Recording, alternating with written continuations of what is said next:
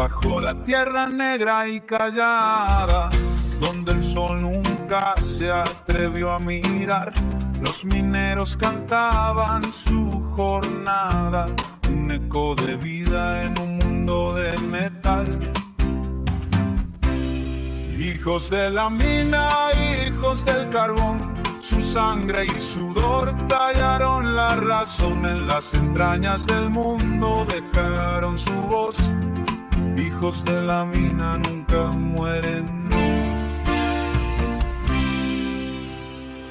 En los años 40, cuando todo era gris, con sus manos tallaron lo que el mundo no ve. Santa Bárbara escuchó sus plegarias allí, donde el polvo y el fuego nunca piden por qué.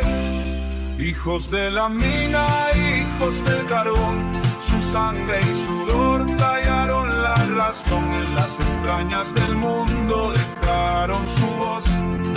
Hijos de la mina nunca mueren.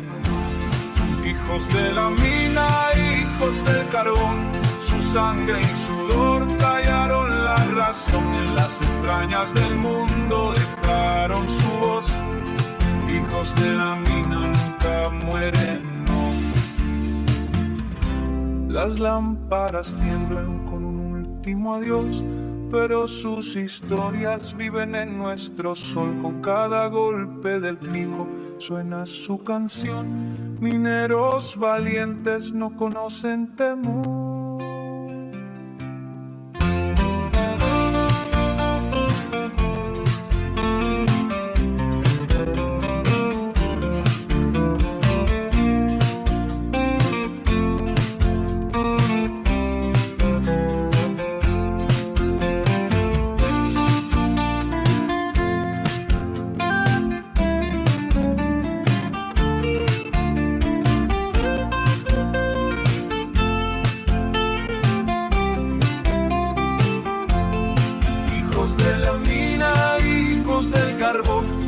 Sangre y sudor tallaron la razón, en las entrañas del mundo dejaron su voz.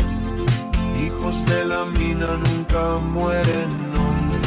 Hijos de la mina, hijos del carbón, su sangre y sudor tallaron la razón, en las entrañas del mundo dejaron su voz. Hijos de la mina nunca mueren.